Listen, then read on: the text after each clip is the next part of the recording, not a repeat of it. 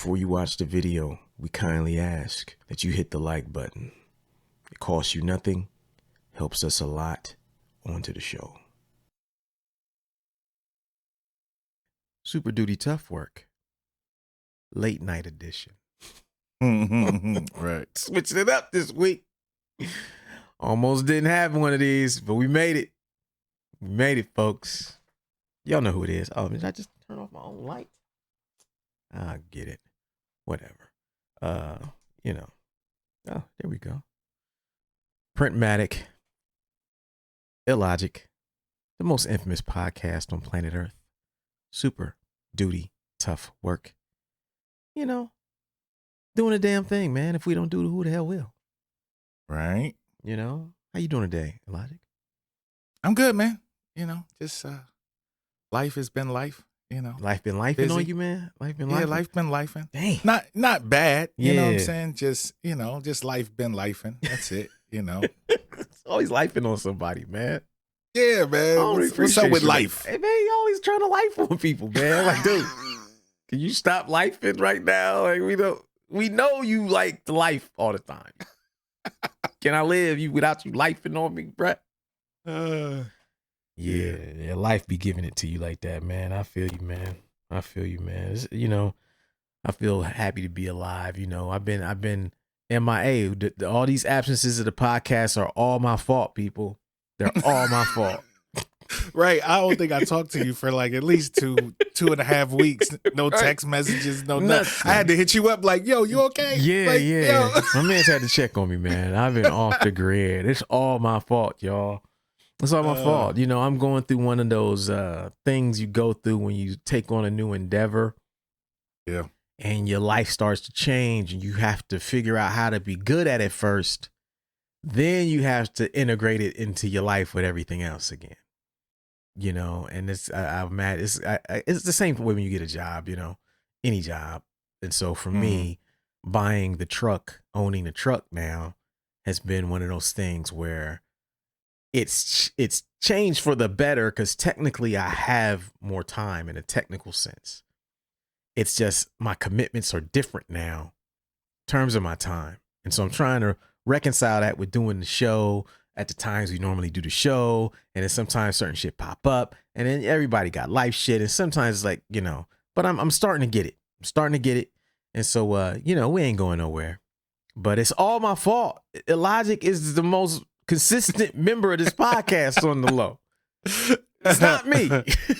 Illogic is always ready. He's already, you know what I'm saying? He always got bullets and shit. He's like, hey, whatever, bro, let's go. It's me. It's always me. And so this week, man, we got an episode title that's a little different, but it's very direct. Mm-hmm. And the name of this episode is A Message to Artists. A message to artists, man. These are thoughts and observations of 10 things that artists really have a problem with because everything around you kind of tells you the opposite. Mm-hmm. And so in this episode, we're going to let you know it's okay to do or believe certain things. And no one else is going to tell you this shit but your boys. And some of them you going to probably be like, damn, I'm guilty of that. Yeah. But we're going to set you free. We're going to let you know, hey, man. It's cool. It's cool. We're going to set you free of all the shackles of all these expectations in this episode. This is a message to artists, and we'll take a break and we'll be right back. We got you stuck off the realness, the most infamous, you heard of us. Official podcast murderers, the show comes equipped with viewpoints to share. Grown man ideas for all those who care and want to grow, so go ahead and download.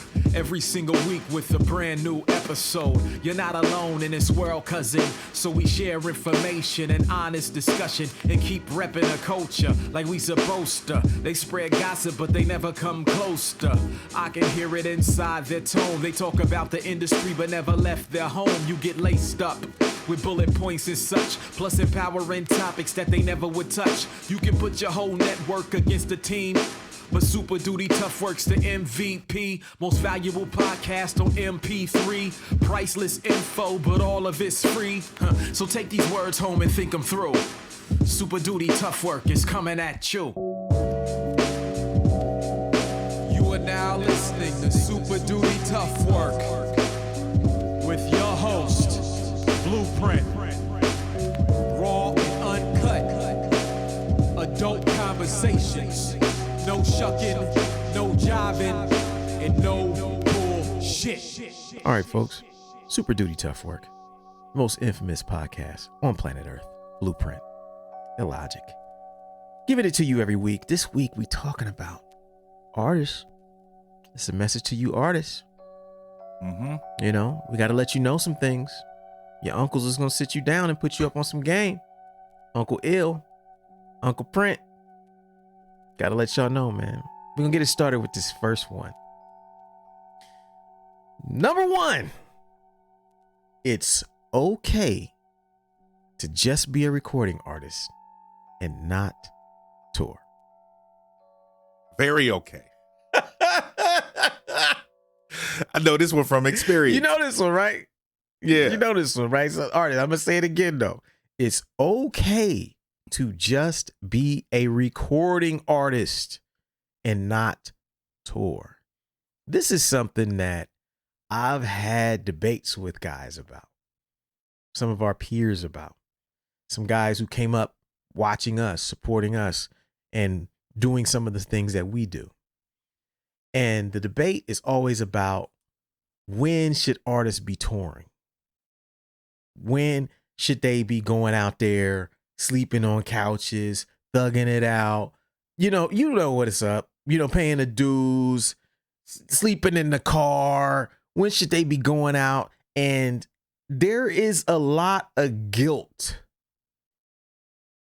in some artists if they don't feel like they're doing all of that stuff.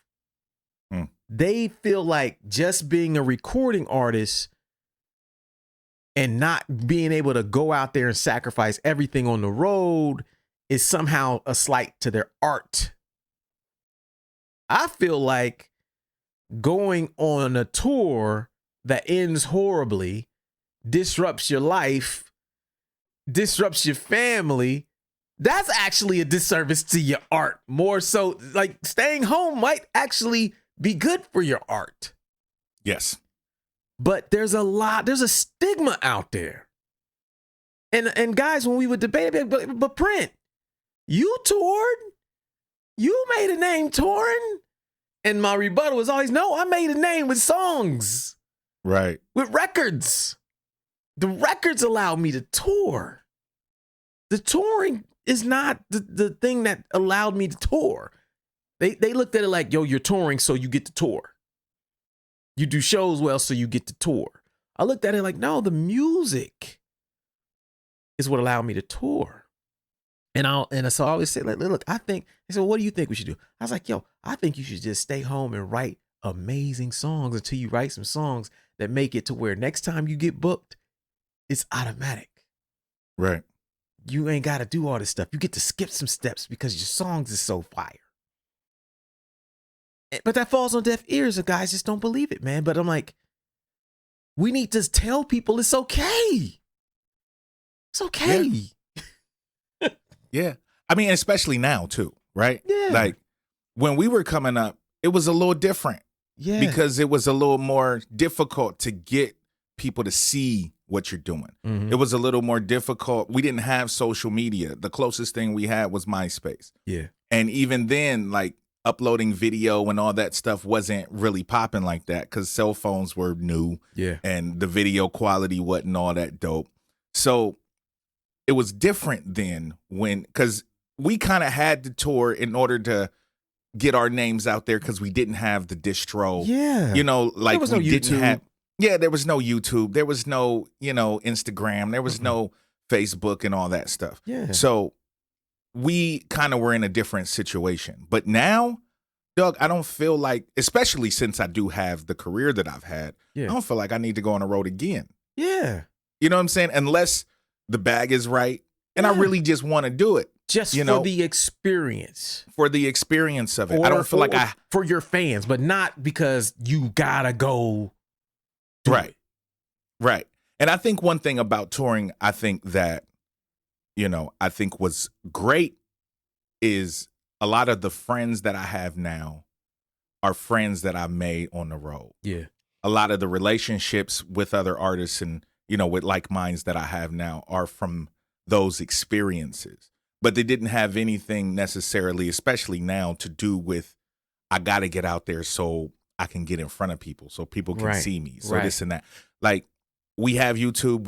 If you work your social media right, enough people to see you to where by the time you ready to do a show, the bag is very different and you ain't sleeping on nobody's couch. Yes. Yes. That is the step I think a lot of people are missing. I don't want people to think I'm a hypocrite as an artist who's toured and made a great name and great career and done a lot of epic tours and been on a lot of yes, I am a successful touring artist. But what I try to make artists understand is like, look, man, the music comes first. And the way that things work in this industry, more so now with social media than ever, is that you writing a great song can do so much more for your touring career than touring alone will ever do. Yes, definitely. And that is what guys are missing. It's like the only thing you're missing you want to level up your touring. That doesn't mean you just keep touring relentlessly. You know what I'm saying? You keep going out, no one knows who you are, and you're barely surviving, you're barely making gas money, you don't have nowhere to stay. Like you're burning the candle on both ends when the easiest route to me is to write great songs. It sounds like I probably sound like I'm oversimplifying shit to people at home, but you feel me on this shit though, right? Like, yeah, like the music is what carries you. If you don't have the songs to demand people to want to see you in the first place, then there's no purpose in going on the road. You don't want to get out there and be starving. You don't want to get out there and not make the promoter any money so they don't invite you back. Yep. You want to make sure that you have something in the chamber that people want to hear live, that people want to see, and that's the most important part. Without that, there's no reason to tour. Hello. There's no reason to go on the road if you don't have the music to back it up. The reason that we were able to go on the road and be successful is because we had songs. Yes. We had albums that people liked, that people enjoyed, that people wanted to hear those songs live. People wanted to hear Thousand Whispers live. People wanted to hear Stop Lying and Got Lyrics and, those songs live. They wanted that experience because we made good songs. Yes. It gave us the means to tour. Yes. And not have to eat shit all the time. Exactly. Exactly. Like there's a reason that even if you look at the acts that we came up with, they don't tour nearly as much because they don't necessarily have to. They used to tour relentlessly. Yes. But the thing that made them able to tour relentlessly was because the music was so strong. Yes, the music was strong. The music was spreading. Your music will do heavy lifting for you. Yeah. And a lot of us artists, we start relying on our touring to do the heavy lifting. And the touring can only do so much. You can be the most amazing artist live, but without some songs, you're going to be working too hard. It's going to be too inconsistent. We underground cats, we like to point out how a person blows up off of one song and they wasn't shit. They just, hey man, we can do the same shit. Yeah. We ain't got to write those kinds of songs. We got to write good songs, great songs in our genre, in our lane. Yep. That's all you got to do. We ain't out here to ask nobody to write no pop records. If you a pop artist, write a good pop song. If you a dope underground artist, write a classic underground song. You can't do that? Keep writing until you can. Yeah. And the thing is, it's not going to be you that chooses the fact that it's a dope classic song. Yep. It's not going to be your choice. Yeah. Yep. There's no way that we thought, like, when we did Thousand Whispers, oh, that's the one. We didn't know. Yeah. Yeah. We didn't think a 5-minute verse would be one of my most, known songs. That wasn't our choice. But our choice was to keep recording and writing and dropping dope shit every other fucking year. That's what is possible. Exactly. We stayed in the lab. Yep. We stayed like trying to write better fucking songs. Yep. And eventually the people found one that worked for them. Yep, that's the one. That's the Logic. That's it. That's his joint right there. Yep, that's the one. Yes, you got to keep putting music out. And that's another thing. Yeah, keep recording, keep writing. Yes. But you got to put this shit out. Yes. People have to hear it. Hello. Like, being a recording artist is cool. Yes. But if you just a recording artist in your bedroom and nobody knows, you're never going to get to the point where touring is even an option. That's a fact. Touring, unless it, where it makes any sense. Yes. Yeah, man. So that's number one. Number two thing. It's okay to go to shows that you're not performing on. This is one that is a pet peeve of mine. I know it's a pet peeve of other people's. I can't stand artists who only go to shows that they plan on. And then they do the thing where they gotta leave when they get done. Don't even stay and watch the cats. Ain't even there for the openers if they not an opener. Don't even show up till this stay set time. Come on. Talk about having me tight. And then complain about nobody supporting them. Come on, man. Always got to complain about the scene. Right. What the scene ain't doing. Meanwhile, they walk into the venue 10 minutes before they set's supposed to start. Mm-hmm. Didn't come to sound check. We know that. Nope. Trying to plug in a bunch of bullshit or play their music on somebody else's equipment without asking them. Using mics that ain't theirs. If they didn't sound check. Messing up the whole flow of the show. Then they got the nerve to leave as soon as they done. No merch. No merch. You right. Never do they have merch. Because they would have to show up to set up the merch. Right. You can't just walk in off the street and set up a merch table right before you get on stage. But as an artist, y'all need to know that your presence in the scene is not just you being on stage. You want to become that guy in your scene. You want to become that artist that people fucking know and love. And it's like Norm, you know what I'm saying? You walk in, everybody love you, everybody fuck with you. That is not just from you being on stage. You can get there faster supporting other people. Because when you start supporting other people first, they're going to take it more seriously when you have something going on. Like, oh man, he always holds me down. Oh, he got something going on? Let me hold him down, man. He always be fucking with me. He always show up no matter what. I know he going to be there. You know what I mean? But artists, sometimes we think, oh man, if it ain't my event, I ain't going. If I ain't playing, I ain't going. Mm-hmm. Go. Show support for others because those people in your scene are paying attention. Right. And what a lot of these artists claim is hating is actually people not rocking with them because they know that you only there to take and not give. True. And it's also good to go, to other people's shows just to see what's going on. Research. So you know what might work, what might not work. Dude. In the process, you can enjoy yourself. Hello. But also going to see what the scene is doing. You can't come up with some dope, innovative shit if you don't know what everybody else is doing. And you don't even know what a bar is, right? You don't even know who's doing something, who's not. One thing I would definitely say, I remember there would be shows we would do, cats who wouldn't even fuck with us. Mm-hmm. Back in they would be all the way in the back, yep, watching, observing, peeping, okay.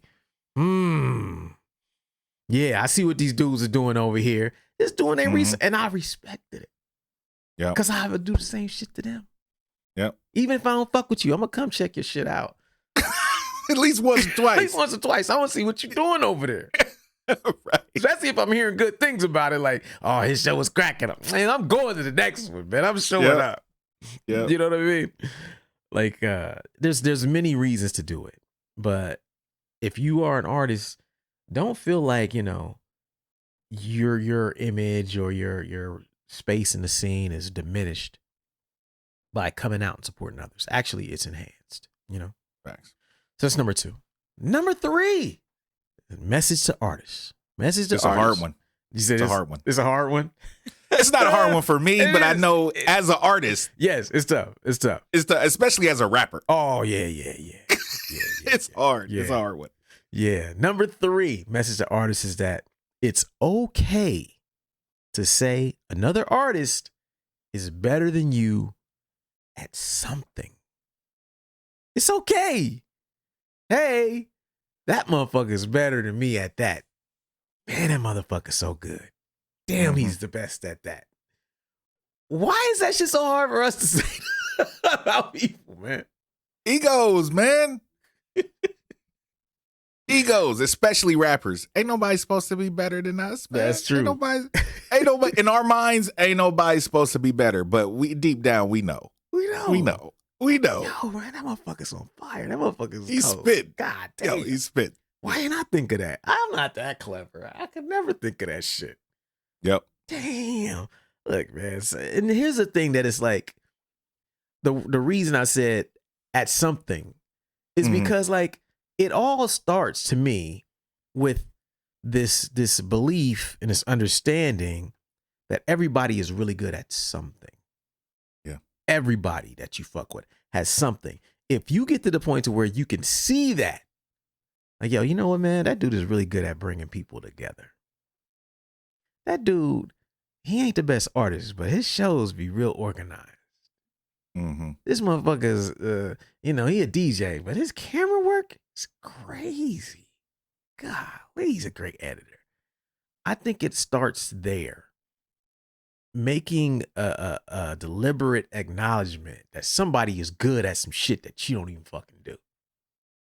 Yeah. Then you can go into being honest about like the bigger things.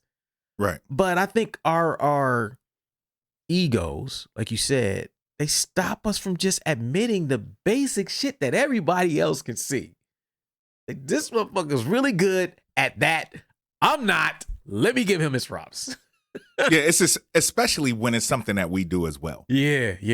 That's the thing. Like, I know when somebody's better than me at something, which is why I hire people to do certain things. Exactly.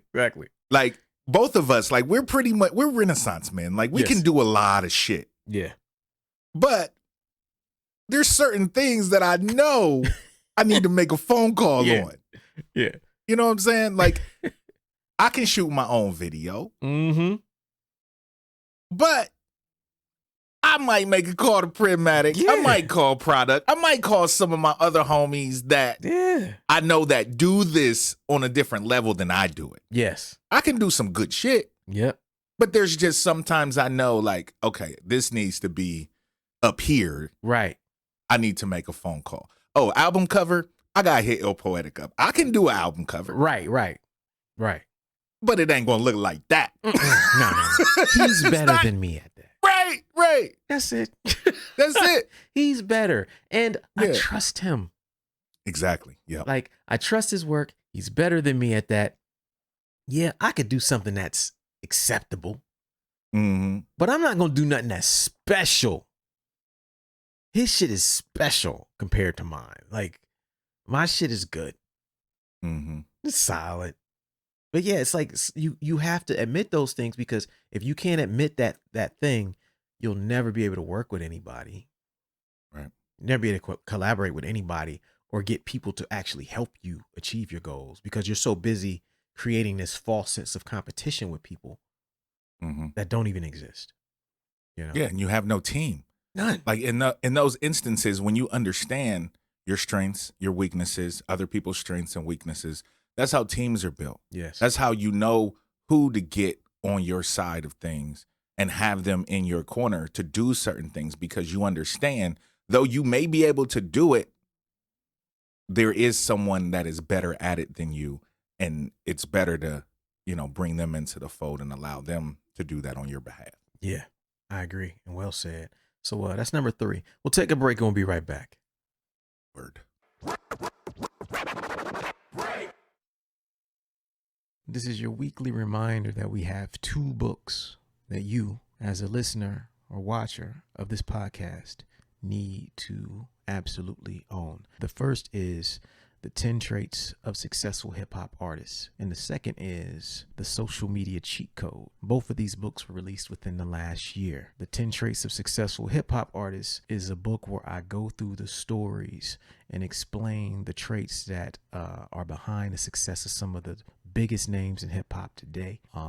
The book has got nothing but amazing feedback. And if you are an artist, business person, whatever you do, if you would like to be inspired and would like to learn more about hip hop along the way and also see some reinforcement of the concepts that we talk about on this podcast, The 10 Traits of Successful Hip Hop is for you. Second book is The Social Media Cheat Code. That is for everyone who listens to this podcast who does not consider themselves an expert or really good at social media. It's not for super experienced people. It's actually for people who are on social media but are not getting the results you need. So what we did is I broke down like 12 or 13 strategies that I use all the time that actually work really well for me. I put it into book. I gave you examples and I tell you how to implement it. That's a book you absolutely need as a listener to this podcast, watcher of this podcast. If you're on YouTube, supporting these books actually goes a long way towards supporting the podcast. So to support the show, if you like what we do, obviously we don't necessarily get paid to do this shit. So support the products and services that we create. And these 2 books are a big part of that. We appreciate your support, and back to the show.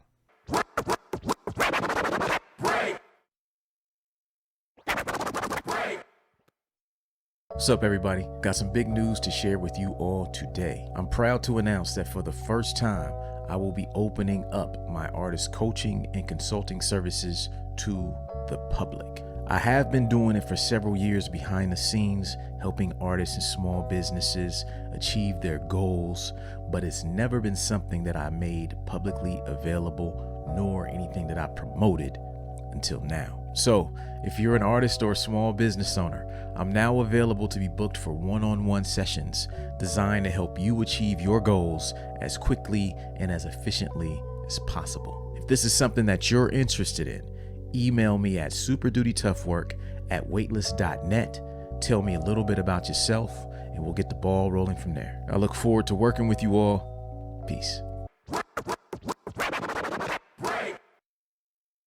Yes, indeed, folks. We back. Super Duty Tough Work. Blueprint. Logic.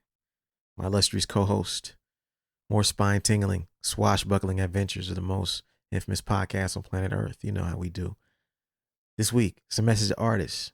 You know, these things we want to let y'all know it's okay. It's okay, y'all. We feel y'all. We've been there with y'all. We are y'all. Some of these things, it's going to be tough for you to admit them. Everything around you is going to say, nah, I can't do that. Do it. We're letting you off the hook. We're setting you free. This next one is another one. Message to artists. Number 4. It's okay to work for free if you believe in the project or the artist, or if you want to get your name out. Now, I have to say it's okay for this because as people start becoming good at something, as you become skilled professionally at something, there's going to be this voice in your head. There's going to be people chirping in your ear, telling you that you should never do shit for free. That anybody who ain't trying to pay your price is trying to jerk you. And what they're doing and what you're doing is you're turning your art and you're only seeing money as the only benefit of doing something. That's not going to fucking work. It's not going to work. If you look at the industry as a whole, even if you look at a lot of the new producers that are coming up, a lot of them are saying in their interviews, man, we got placements for some of our beats, but our true success came when we invested in an artist that we helped from the beginning. Yep. We developed our own talent. We developed our own artists, and we didn't get paid off none of them beats. We just liked working with them, and we were willing to invest. Now that artist blew up, and we went right with them, and our sound now is everywhere. Right. it's not uncommon for talented people to say, nah, this motherfucker is nice. I just want to work with them and not sit there and miss out on an opportunity over a few $100s. Yeah. I think some people are afraid to do that because they are not willing to do the diligence on the people who approach them. Right. To know. Yeah. Right? Like whenever people ask to work with you, the question of money shouldn't be the first thing that you think about. You should be weighing, who are they? What are they doing? Do I like it? Do other people like it? Like, these are the questions I be asking myself. Like, okay, this person asking me to collaborate. What they up to? Who is this motherfucker? Oh, shit. Oh, I like that. Oh, wait a minute. A lot of other people like that, man. Maybe I should fuck with this guy anyway. Do you know what I mean? I think those are the decisions that we need to make as artists, because sometimes our ego and the fact that so many of us are trying to become solely dependent on our art for our income forces us into seeing everything as transactional.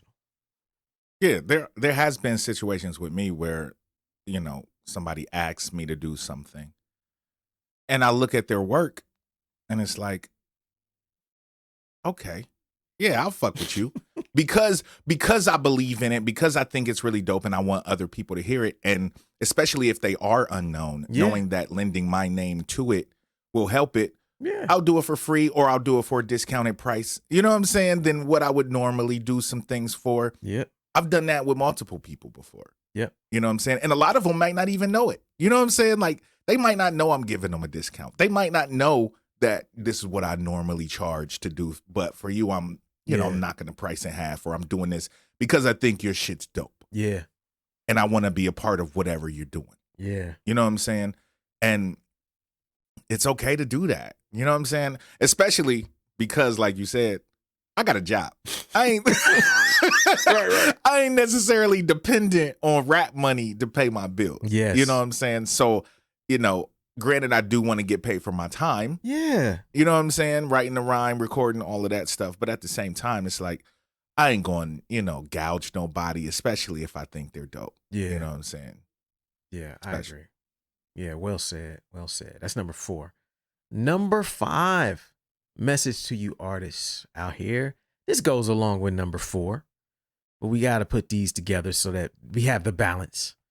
Number 5, it's okay to want to be paid for your art just like any other professional. There's a lot of guilt in the game, man. A lot of the guilt, especially if you like an underground artist. Sometimes it's like we be hating materialism so much that we be scared and guilty about getting paid. Somebody want to pay us, we be like, nah, I don't want no money for this. You don't even keep that. Motherfuckers gonna try to buy merch from you. Oh, no, I ain't got no merch, man. Just go listen to a Spotify. Nah, but I want to give you the, nah. I don't care, man. I ain't trying to make no money off this shit. Like, you shouldn't be like, so like this shit. I don't like that shit. I don't like how it gets associated with like not making money off your art is seen as pure. Making money off your art is seen as somehow corrupt. Pure and corrupt shouldn't be defined by whether you make money or not. It should be defined by your character. Facts. What you contribute to the art form. Are you contributing something that's so dope that people want to fucking pay you? If so, why the fuck are you feeling guilty about taking the money? That's a reward, a just reward for all the work you've done and the people you've inspired. But somehow along the line, the guilt thing, and I've been guilty of it in the past, where sometimes I'm like, man, but it's bad, and it's bad for the art, because then you end up with artists who should be dedicating more time to what they were put on this planet to do, doing other shit, hating that shit, and not doing what they're here and living a life that's just miserable. Yeah, it's wild. I've met people before that's like, you know, I'm keeping it real. Nah, I don't need to get paid because I'm keeping, you know what I'm saying? Yeah. I'm keeping it real. That's the real hip hop shit. Yeah, nah, you know, like, nah, bruh. Mm-mm. You know, it's interesting. Like, I think there's a two-parter to this too, because yeah, it's okay to get paid, and also it's okay to get paid what you're worth. Yes. Yes. You know, a lot of people don't understand their worth and don't understand what they bring to the table, so they shortchange themselves a lot. Mm-hmm. You know, something you should be charging $100 for, you charging $30 for. That's real. $25 for. You know what I'm saying? And because you don't understand your worth, or you don't believe in yourself enough to charge what you actually should be charging. Like, understand what you're worth, understand what your audience thinks you're worth, and get out there and get them dollars. You know what I'm saying? Get that money, get that bag. Yeah, dude. It's okay. Like, I hate that we speak on this a lot on this podcast, and I hope that those of you who listen understand that we don't sit over here and glorify the starving artist trope or mantra or none of that shit. We don't romanticize being a starving artist. We don't. I think that if you're dope enough to get paid and people want to pay you, you deserve to get fucking paid for your art. You should take that money and you should use it to improve your life. Facts. That's what I believe, period. I don't believe that artists should be broke. I don't believe that artists should be begging. I believe that that being broke has spiritual consequences. We said it on the show before. There's spiritual consequences to being broke. Yes. Being a broke artist has spiritual consequences. There's shit you can't do. There's trouble that's going to find you that is not going to hit everybody else. It's going to hit you a lot differently. And there's consequences you're going to have to pay for being broke and not being able to take care of yourself financially out here, you know? And I want everyone to know that it's okay, man. Tell yourself it's okay. Don't feel guilty about making money. Don't feel guilty about somebody paying you, because if you've made it to the point where people want to pay you, then you've worked really hard. Really hard, you know? And you can't make the best art if you're worried about your financial state. Your art is going to suffer if you can't take care of your basic, needs as a human being. Money is a necessity in life. If you want to be an artist, you're going to need money in order to take care of everything that doesn't involve art, so you can concentrate on art. Yeah. I made it. What you said, it reminded me. I made a tweet a few weeks back that said something like, if you think having a job has a negative impact on your art, wait till you see what being broke does to it. Right. Exactly. Exactly. Because that shit definitely not helping your art. Not at all. I was trying to figure out where you gonna eat? Are you gonna eat today? You know what I'm saying? Nah, that's not the move. That shit, you ain't thinking about art at all. Right. You think about food, shelter. Survival. Yeah. The basic shit. Yeah, man. So that's number 5. Number 6 thing. Message to artists, man. Message to artists, man. This is one we've talked about it many times. It's okay to have a job, still pursue your art. It's okay. Look, you at home thinking that if you quit your job, you're going to all of a sudden start making money at your art. You ain't made no money yet, but you feel like your job is holding you back.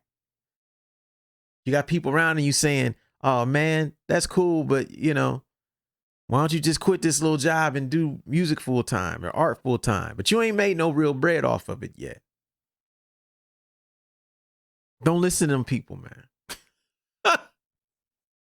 Don't listen to that voice inside your head that says, my art ain't worth nothing because I got a job.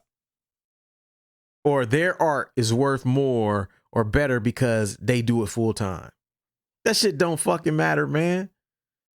RJ made Dead Ringer working as a bank teller. You know what I'm saying? RJ D2 made Dead Ringer. He was working at a bank, bruh. 8 million stories. We was both working. You know what I'm saying? I was working in information systems. He was working in fucking bank. I mean, it's a classic fucking album. It's like, it didn't matter. Right. It didn't fucking matter. We was doing Celestial. I was working, you weren't. Yeah, I wasn't working. Yeah, you was full-time art at the time when we started that record. I wasn't. Yep. Like, yo, man, there's no rule that says that your art is automatically better because you don't have a job. Right. And I hate seeing artists suffer because they believe that being successful is simply a matter of being able to do music all day. That's not it. It's about the focus you have.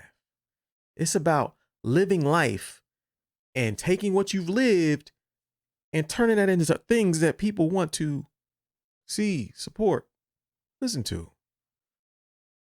You know, I wrote so many songs that were inspired by work that it's like, I automatically was making shit that people could relate to. I wouldn't have wrote that album if I wasn't working in that environment. Right. A lot of my writing I did at work. Yeah, I used to write mad bars at work. I remember that shit. You had notebooks and notebooks from working. And so it's like, look, man, it's okay. I know we say this before. We've talked about this quite a bit, so we ain't gonna go too much into it. But like, yo, man, it's okay to have a job. Yep. It's all right, man. It's not gonna kill you. Look, any motherfucker who making fun of you for having a job, you know what? They got a job too. What the fuck they laughing at? Right. Ain't nothing funny. They can't laugh at you. They got a boss too. Anybody who ain't got a boss ain't gonna be laughing at you for having one. Right. Shit. I self-employed for 20 years. Drove a truck for 14 months with a boss. Job. Shit, I got my own truck. I still gotta work to get the lifestyle that I want. But that's still, I didn't have no shame in going to get that motherfucking job. The shame would have been if I lost this motherfucking house because I couldn't pay my property taxes. Shit, 'cause I'm so broke. Waiting on people to buy records that ain't happening. Like waiting on shows that to happen. Nah. That's the shame. The shame shouldn't be from doing what you need to do or feeling like your art ain't worth as much. So keep making your art. The value is not derived from whether you are a full-time artist. The value is derived by the quality of art you make. And, you know, people will look at it as far as like, can they relate to it? Can they use it? Is it dope? That's all the people care about. Nobody gonna be like, you know what, this record is cool, but I heard he had a job when he made this. I don't want to hear this shit no more. No one's gonna say that. No one's gonna care. No one's gonna give a fuck. You shouldn't either. That's number 6. We got a few more. Let's take a break and we'll be right back with the last few. All right.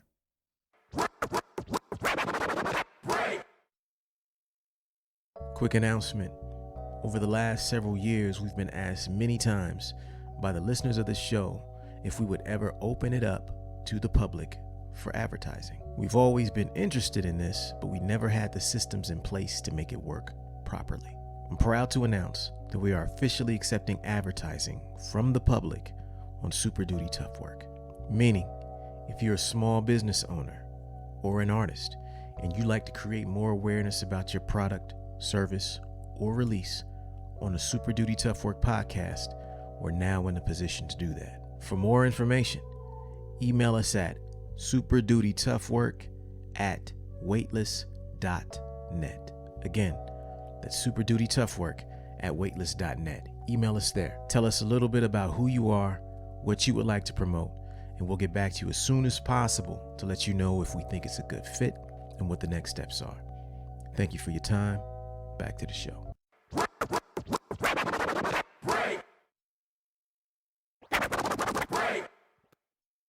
Are you an artist who has the talent to succeed but has a hard time executing? Do you have the will to win but lack the plan? Are you tired of having great ideas that never come to fruition, or starting new projects but never finishing them? If you answered yes to any of these questions, reach out to me at superdutytoughwork@weightless.net to book a one-on-one coaching call. Tell me a little bit about who you are, what you're trying to do, and I'll see if I can be of service to you. Have a great day.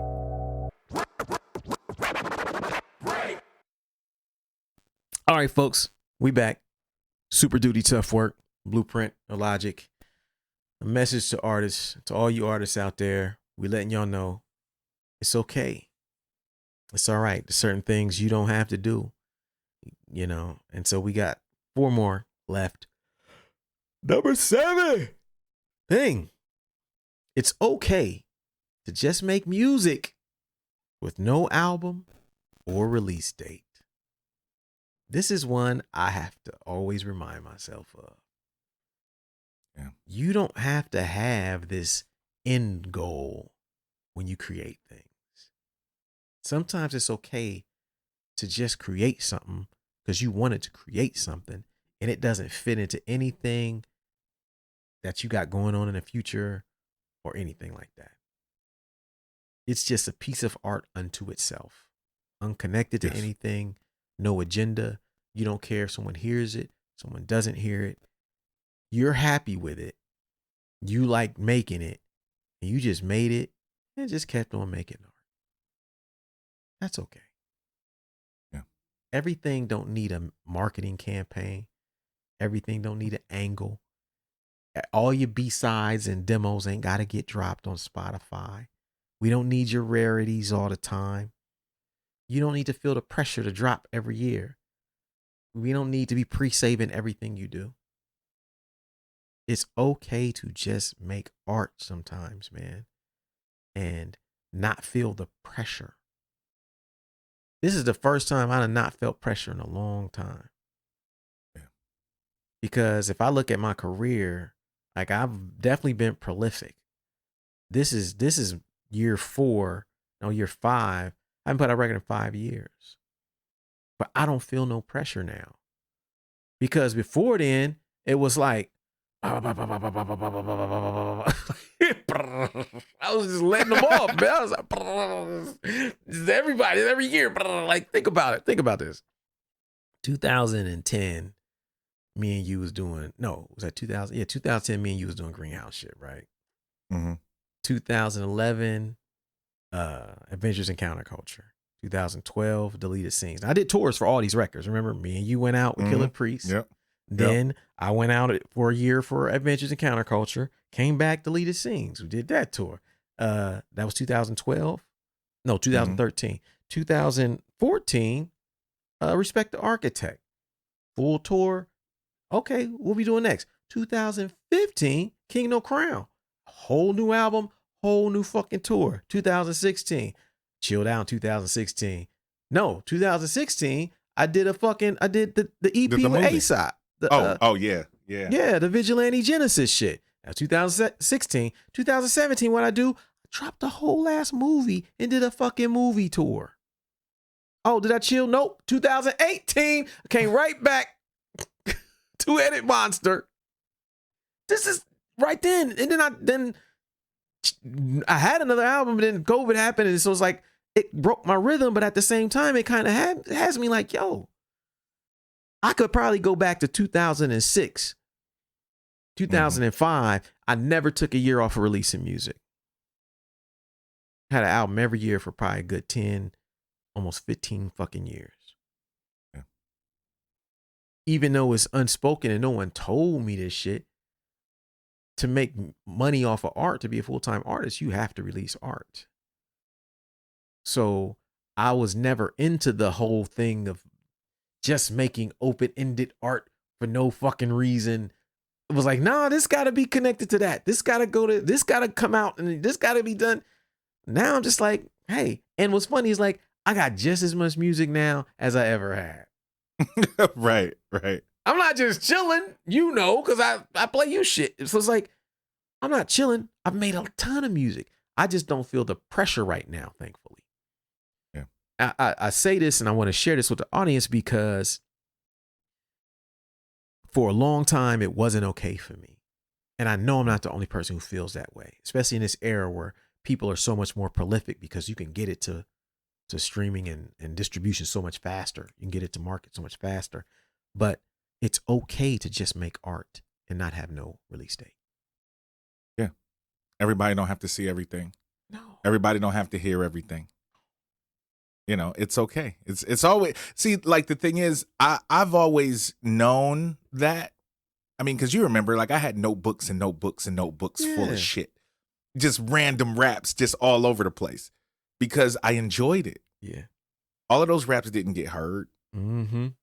You know what I'm saying? Like, I just wrote because I enjoyed writing. And now that I'm a producer, I make beats because I enjoy making beats. I don't share every beat that I play. I don't play it out all the time. Like, I make shit that I like Yeah.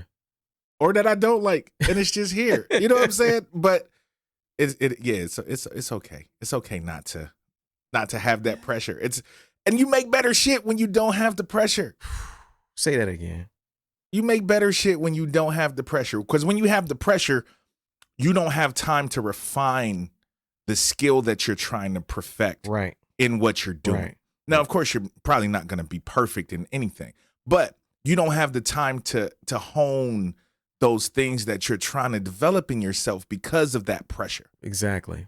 When you don't have the pressure, you can hone in on certain things. Right. Oh, I want to work on my chops. Oh, I want to work on my drum programming. Oh, I want to work on this. I want to work on that. You have the time to hone in on those skills and get better for when you do set a release date. Yes. When you do start working on the record. Yeah. It's so much better when you don't put that pressure on yourself. Yeah. I agree.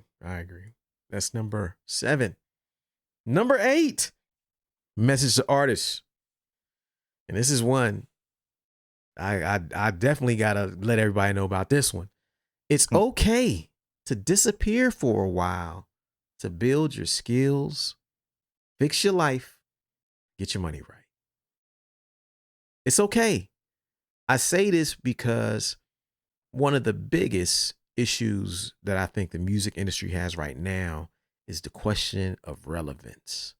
Yeah. Especially as it relates to hip hop artists. When I compare hip hop to other genres, especially hip hop's older artists, I don't feel like rock artists have to deal with the question of relevance. Like, I was thinking the other day, like, do you think Tom York and Radiohead have been told they weren't relevant? Do you think the Black Keys worry about relevance? The White Stripes worry about relevance? You know what I'm saying? Like, none of these groups who were like big 90s rock groups, Red Hot Chili Peppers, you think they care about relevance? Anybody says, man, y'all not relevant, y'all not popping right now. We don't approach them like that. Their music is seen as classic, period. Whenever they want to come out with a record, they got a space, they got a name, and no one gives a fuck about whether they're keeping up with what rock is doing right now. Mm-hmm. Or whether they're on the scene doing a bunch of interviews. These motherfucking bands I just named, none of them do no fucking interviews like that, except maybe Red Hot Chili Peppers. Like, Bjork don't care about being relevant. How about Sade? Sade care about being relevant? Drop what she feel like every 10 years. Right, whatever. Maybe. Yeah. She might take 15 off next time. She don't care. You get it when you get it. Nobody's going to say she ain't keeping up with time. But in hip hop, we got this relevance thing hanging over our heads. It haunts us. It makes us do things that maybe we don't want to do or worry about things we shouldn't be worried about. Yeah. We got to worry about feeding the machine every fucking day. We got to have content. We got to have video, audio, written. We need blogs. We need emails. We need shows. We need to stay relevant. It's fucked up, but it's what drives a lot of the hip hop media as well as the artists is the quest for relevance. And it's not fair to the art form. You wonder why the art form don't progress like it should? It's because so many people are consumed with the concept of relevance. It's not about being good. It's not about writing about hip hop as a genre in the same way you write about rock as a genre. If you're a hip hop writer, you're forced to write about what's hot, what's new, what's right now. Current events and gossip. Relevance. That's relevance. You can't talk about no older artists unless they doing collabos with newer artists. Ain't nobody telling the White Stripes that they can't fucking get no pub unless they do a record with somebody who's brand fucking new. Nah, man, that's Jack motherfucking White right there. He do what he want to do. Shit, who's our Jack White? And the White Stripes is not even the most popular fucking band of their era. Right. There weren't. But they ain't got to worry about the shit we got to worry about. But I say all that to say that, like, when you come up in this environment, you start to believe that it's not okay to just disappear and get your life right. Yeah, because they ain't gonna remember you. They gonna remember me, man. They gonna forget. They ain't gonna remember me. Yep. Yeah. Everybody, I ain't gonna be relevant. By the time I come back, nobody gonna care. You don't want to take breaks to build your skills, like you talked about in the last one. You're like, maybe I need to take a break to build my skills. Maybe what I'm hearing, maybe I'm just not the artist that I need to be because I keep rushing these records out and I'm not developing. Yeah. You know? Or maybe I'm fucking broke as shit, but I can't stop to develop a skill outside of this shit because I'm worried about being relevant inside of it. That shit haunts everybody. Like, you done went back to school completely, got a whole new career, but you wouldn't have been able to do that if you were worried about relevance. Like, wait a minute, if Illogic ain't dropping every year, then he don't fucking exist. Sorry, Illogic. You ain't came out in 3 years, man. We had to move on. There's a new version. We got to worry about this shit, the specter of relevance. Nobody else got to worry about this bullshit. This is a rant I'm going on. I apologize. I'm just tell them why you mad, Britt. I'm tell them why mad you about mad. this shit. This is a rant. I just turned into one, but it's the truth. Yeah, it's the truth. It's the truth. I'm sick of it, but it's something we got to think about. Like, shit, maybe I would have done what I'm doing right now sooner if I wasn't worried about relevance. Yeah. Maybe. I don't know. But it's definitely something to think about. Like, how many people, like, are like, maybe you want to be, man, I need to go get a trade real quick. Mm-hmm. Maybe I need Take to go a couple years off. Take a couple years off. Let me go get this investing thing off the ground. Let me go build my business over here first. Let me go build that first. But when you so preoccupied with relevance, you think that doing something like that is going to make you lose everything that you have over here. I think part of the problem too is that everybody think that they can rap. So it waters down the culture because there is always something new popping up every fucking day. Yeah. And that's the new hot thing. This is the new hot thing. That's the new style. This is the new style. And nobody cares as much about the art as they do about, you know, the new shiny toy. Yeah. You know what I mean? And, you know, it's not necessarily, it's our fault too. Yes. Because we don't know how to sit our ass down and take a break and say, I don't give a fuck I don't give a fuck the fact that you looking for the next big thing. If you rock with me, you gonna rock with me in 2 years when I get my shit together. Yeah. If you rock with me, you gonna rock with me in 5 years if I wait 5 years to put my next record out. If you fuck with me, you gonna fuck with me regardless. Yes. Yes. And if you don't, then you don't, and I don't want your fucking money anyway. Right. And you know what it really does too? What you just made me think. It puts to the test what we think about ourselves. Facts. Taking a break forces you to now have to deal with the reality of, did you make something that lasts or not? Mm-hmm. Because anybody can put out a record every year, but can you pull a Sade and be gone? Can you pull a D'Angelo and be gone? And when you come back, nothing changes. Right. Motherfuckers just was waiting like, hey, we was here. All you had to do was just set the date, man. We ready. You know, a lot of artists don't want to know the answer to that question. Because they know. If they ain't dropping, none of that shit is going to be getting listened to after a while. Mm. And that's, this is why you have to always strive to make things that are timeless. Why you talk about things that are timeless. Not be so dependent upon current events, riding waves in your art. Be very careful about that, because when you take a break, Them current events gonna fade. But timeless shit will be around forever. It's number 8. Number 9. Message to artists. And this is one that, involves a lot of guilt around artists. And you and I both deal with this one. Mm-hmm. Number 9 message to artists is that it's okay to just do one thing really well. See, what happens to us is that because we have to do 10 things well, Mm-hmm. there becomes this belief that doing 10 things well is the way to do things. Like, you're good at 10 things, but there's one thing you're fucking incredible at. I'm a firm believer you should just do the one fucking thing you're incredible at. Now, unfortunately, being an independent artist don't always work like that. Yeah. You know what I'm saying? So you're going to have to learn some other skills. Yeah, a lot of shit is done out of necessity. Yes. Not because you really want to. No. Yeah, I mean, I wish I had somebody to do 75% of the things that I have to do. Like, I wish I could finish recording this podcast, send a link to somebody, and that motherfucker be uploaded. I just go to sleep, like, wake up, and I see the timeline on the thing with clips and everything. I'm like, oh, shit. It ain't like that, though. Mm-hmm. Don't work like that in the real world. In the real world, your man got to stay up and edit some of this joint. Then he going to edit a little bit tomorrow. Then, you know what I mean? Then he going to make some clips, and it'll be out when it's out. But nah, I got to do that.